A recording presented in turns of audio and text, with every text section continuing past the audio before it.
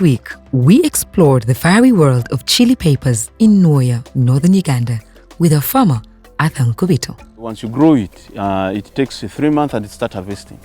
When you start harvesting, you do it every after 2 weeks throughout.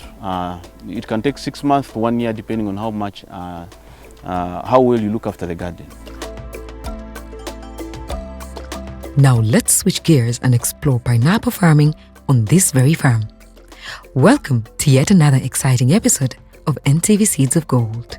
On this farm, we get to learn more about how to grow our pineapples and ensure a bountiful harvest right here in the northern region. It is quite a myth to see something so juicy growing in this region. But Arthur is changing the tales. He is turning the tides, and we are about to learn a lot more.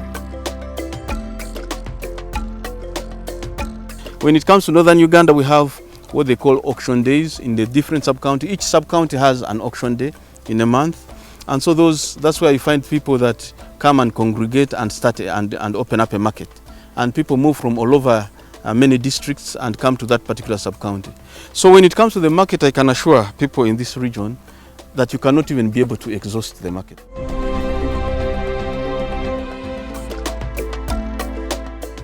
Arthur Nkubito shares with us that the soil and climate in Noya are ideal for this tropical delight. First of all, when I joined farming, I realized that the soils are very good and rich. And when I looked at the climate, I didn't see any difference with the central region for those places that are doing pineapple farming. And so after realizing that actually pineapples can do very well here, took it upon myself to start the project and showcase how it's performing very well and encourage others to come and join in. So it is something that I've been able to cultivate here. We have over 10 acres of pineapple. However, he notes that it's people's attitude that sometimes hinders success. They look to crops that will yield within a few months and shun those that take a little longer. Most cases, the challenge, people in the northern part of the country are interested in seasonal crops.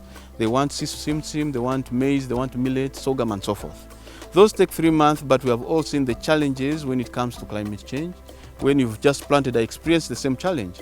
We planted 2 acres of beans. It was supposed to be for us and the workers to be able to eat.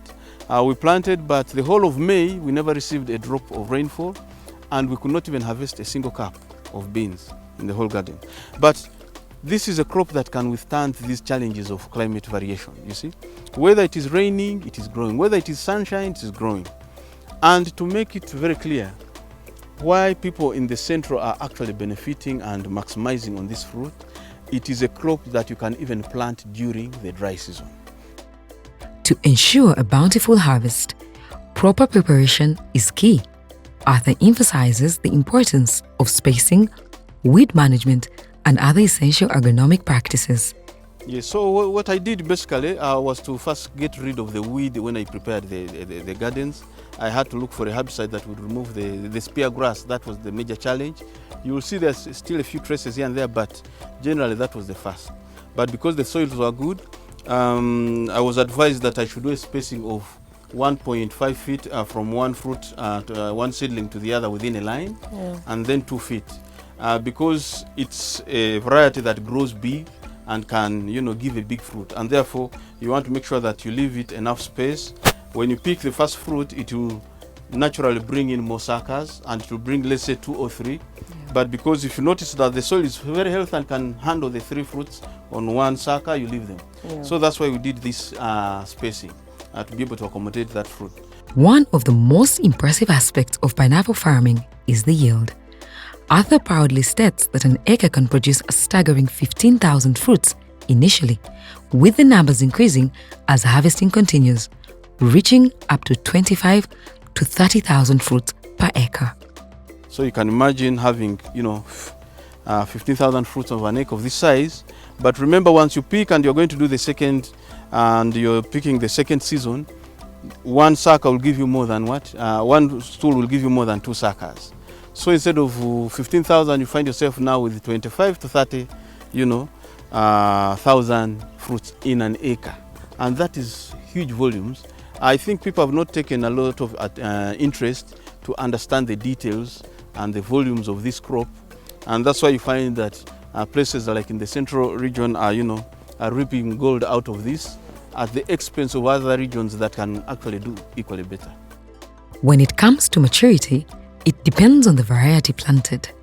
However, the shortest time for flowering is at 15 months, with full maturity at 18 months. The duration varies depending on the type of sucker or seed that you have planted. We have this is the crown. It can also be planted, by the way, but it takes the longest period. This takes 2 years before you can pick a fruit. And then we have what we call the slips. The slips are those ones that you'll see at the base of the pineapple. As you pick the fruit, there are those seedlings that are really kind of massaging it around that part. Those are called the slips. Those are the ones that are provided as what? As suckers in most cases for people that are going to plant. And those ones take 20 months to mature.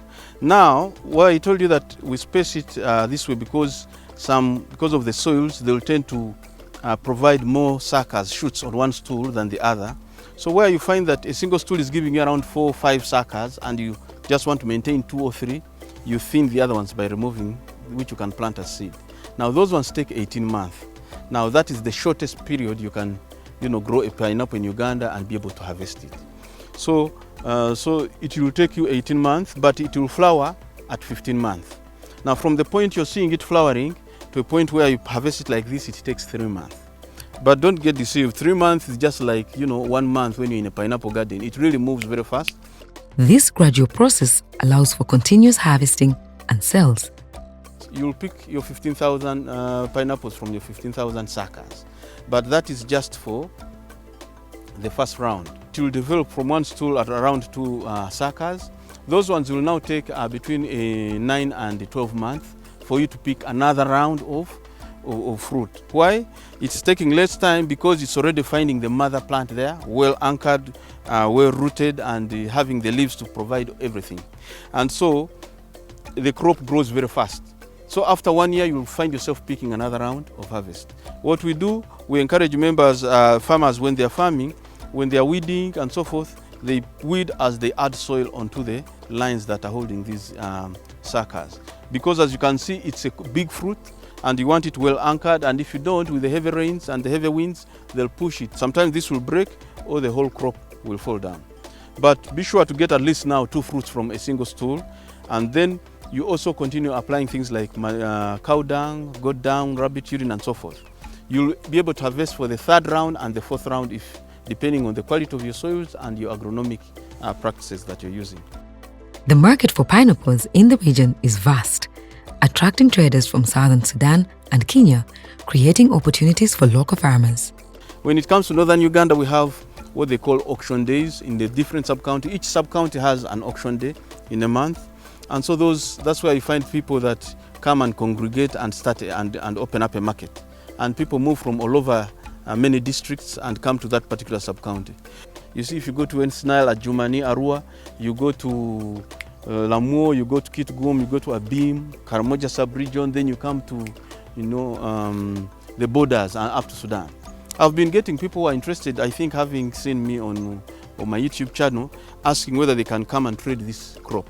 Now, the one thing that members should bear in mind is that when people are coming, especially traders that would like to take this fruit, like most people are interested to pick it from here to Southern Sudan, they want, when they come in a particular place, they would like to find volumes. He wants, when he comes with his truck, a box body or a fuso truck, he wants to be able to pick and fill it without trotting, going to all sorts of places. I've seen cases of even the Kenyans driving all the way. We have a farmer here, a Delight. He's in Noya, she's in Noya, and she has done 1,200 acres of mangoes, and they are yet to set up a factory there. So we have Kenyans driving all the way from Kenya to Noya in northern Uganda just to load a box of mangoes. Ours is to make sure that once the volume's around, we now link to these exporters, these people, traders who take to Sudan, and also to Kenya, but also the market within. And we have not even talked about value addition. If you go to Gulu now, you'll find so many points of juice making machines and so forth. All those ones are looking for such fruits as an ingredient. Pineapple farming offers a long lifeline. The crop is resilient against most diseases, and you can harvest for up to 4 years on just 1 acre. When it comes to, for instance, the diseases in the garden, there are no major diseases that actually affect the pineapple. You see, we don't have to do the spraying. You do not have to do the watering. You see, it's a crop, as I told you, we plant at the onset of the dry season. It will be there, docile, but it is picking up, doing root formation. The journey we've moved with these pineapples coming to 2 years, I've noticed two things. One, I've got like 1 or 2 cases where the ants have actually decimated the root system of the pineapple sucker. But that is 1 in 15,000 seedlings. So, and we have many ant hills here. So I would like to think maybe there was some special water that fell underneath that attracted the ants. That's one thing. The other one, I experienced a challenge where a crop just starts withering and turning brown, having some patches, like it's a disease. So I got in touch with the gentleman who provided me the seedlings. I had to go, by the way, to source these seedlings all the way from Calisizo. He told me it is a tendency that tends to happen to pineapples when you plant them in a very fertile soil. But he says you'll find like 3 or 4 cases in a whole acre. For me, I think I got around 4 or 5. And 4 or 5, I'm meaning this whole 7 acres where I got. They kind of look like they're burning, they shrink, and when you check underneath, you find the root system is there, but the thing is rotting. And apparently it's because your land is very fertile. But remember, after the first round, the second round, of course, it's being consumed, the nutrients being fed into the pineapple, it will reach that point where it can even be very, very adequate. So you can see it's an abnormal, it's not a challenge that people should really focus on.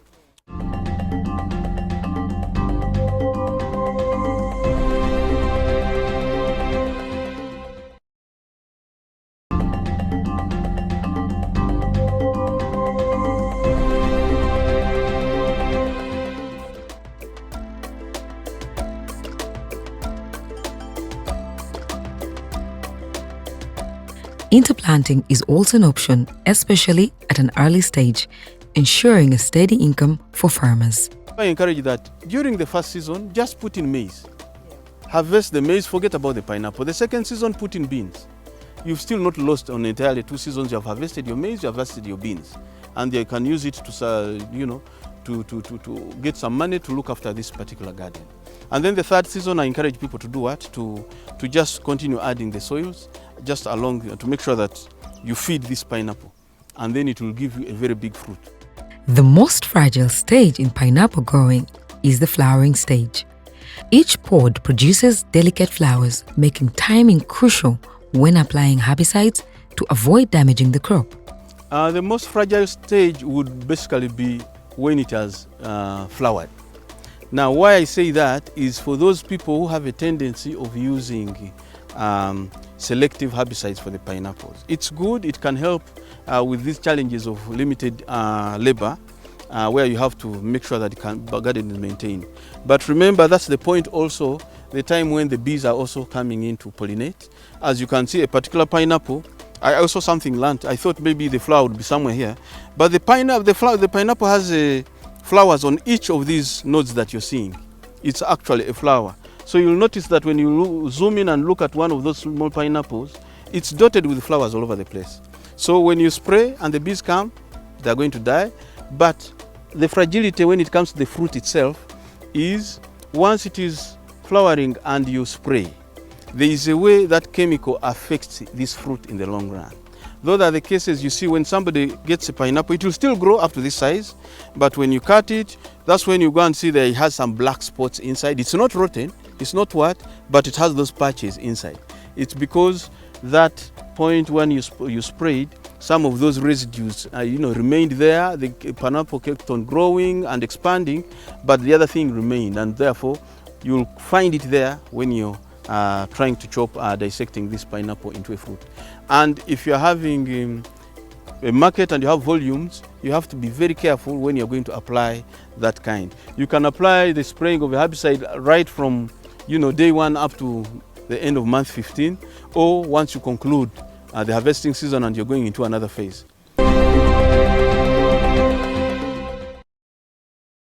Welcome to this segment of the Expert Opinion. We have Solomon Serwo, an agronomist, again with us. Pineapples.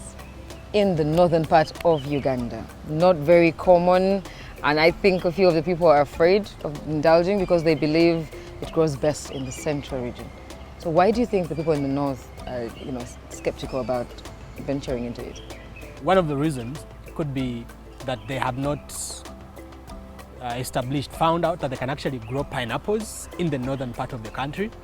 But generally, pineapples grow on soils that have a pH that is about 4.5 to about 5.5. That is slightly acidic soils. And when we talk about acidic soils, most Ugandan soils have been profiled to actually be acidic. That means pineapples could actually grow quite in a number of areas in this country. So the northern part of the country, with its vastness of the land, can produce pineapples for this country, can produce pineapples for all pineapple markets. Would that be a way to encourage more people to venture into it? Pineapple production is less tedious compared to so many other crops because of the nature of the pineapple itself, and fact that it's not often attacked by many diseases, many pests. One of the concerning issues with pineapple production is weed management. Yeah. Because after establishment, pineapples are established normally in rows. They can be established through other systems on contours and so many other production systems. But production of pineapples where they've been grown in rows, then spaced, 2 rows spaced and 2 rows again, and like that throughout the garden, it leaves limited space for weed growth. There are herbicides that have been manufactured, formulated, particularly to manage weeds in pineapples without damaging pineapples. And I know at times there are concerns among some farmers that maybe the use of these herbicides, one, could damage the fruits, or that the use of the herbicides could actually affect the soil. Truth is, the technology, the science behind selective herbicides is that the active ingredient can be broken down to reduce its effect on the plant that you're trying to select out for. And herbicides like ametrine are very safe for the pineapple plant.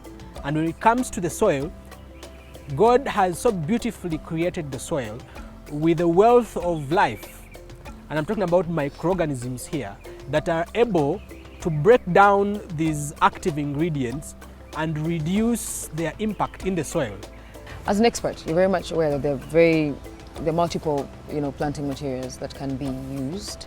Plant materials can be used to plant pineapples. But which do you think is the best? There are about 3. We have shoots, we have slips, and then we have crowns. Shoots would be the best, and the reason is shoots will give you pineapple fruit. We start fruiting about 17 months after planting.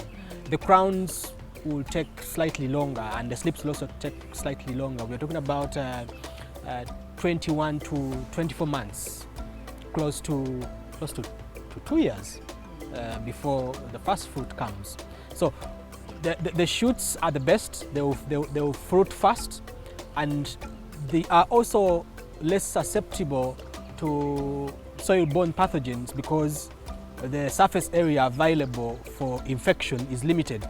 If one is planting crowns or even the slips or any other planting material, it's recommended that they dip the planting material into a fungicide to prevent fungal diseases from attacking and causing the planting material to rot, because you could establish the planting material and it fails because it has been infected in the ground and it rots, and that prevents it from growing. I hope that you've gotten some tips and bits that will get you interested in pineapple farming.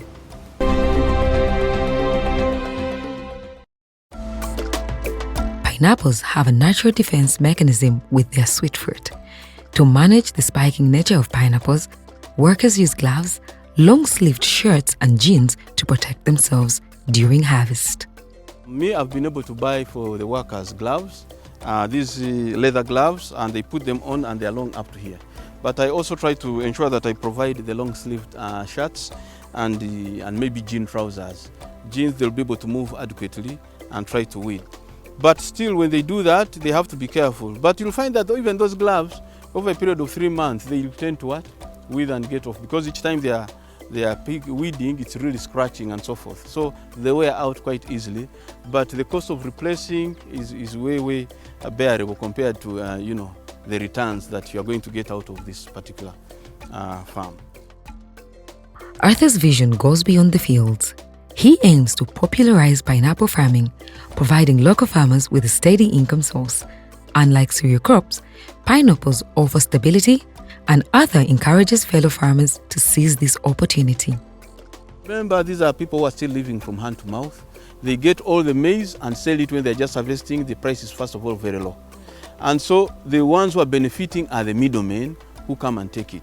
You find your neighbor after 1 month, he's hardly finding any maize to eat or beans. He has sold it because he needed some challenges, maybe for medical bills, school fees, and so forth. But if they embrace this crop, once you start harvesting, it gives you steady income. For those that are very keen, I'm encouraging them to even start during this rainy season. Even if it is December, even if it is January, come and pick the seed and plant straight away. There is no excuse that you're waiting for the rains or for the dry season. It is an all year, round planting. Arthur is also a mentor and educator. He runs a YouTube channel where he shares farming insights and welcomes aspiring and practicing farmers to his farm for training. I'm open to receiving people who would come, and then we demonstrate to them how they can be able to look after this crop and go and replicate. But also, I notice there are other members that keep on coming to pick this information. I'm hoping for those that are from the sub-region can be able to put this information in the local language that they can understand. But already people are picking interest, and I'm very glad. For us, we are here with open arms to train people now to go about this crop. Authentic seedlings are essential for success, he says. People out there should be very, very careful when they are sourcing these seedlings. If you're not careful, you'll just go and pick seedlings from somewhere and you'll regret it 18 months down the road when you have nothing to do. Remember, these are people marketing. They'll just sell you whatever they have. They'll speak what you want to listen, which is not the case. But Arthur's journey doesn't end with pineapples. He's embracing goat farming, diversifying his farming portfolio, and showcasing a big mindset shift. In Noya, Arthur is sowing the seeds of a pineapple revolution, changing not just the fields, but lives. That's all we had for you today. Thank you so much for joining us. And for those of you that are interested in learning more about growing the chili peppers and the pineapples, especially for our brothers in the northern region, you can follow Arthur on YouTube, Lad Mix Farm. And for our socials, keep the comments coming in, #NTV Seeds of Gold. See you again next week as we continue to explore the northern region of Uganda.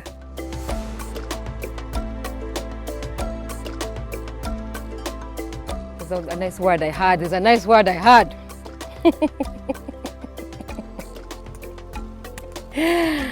But Arthur is changing. I am going to kill you people. Eh?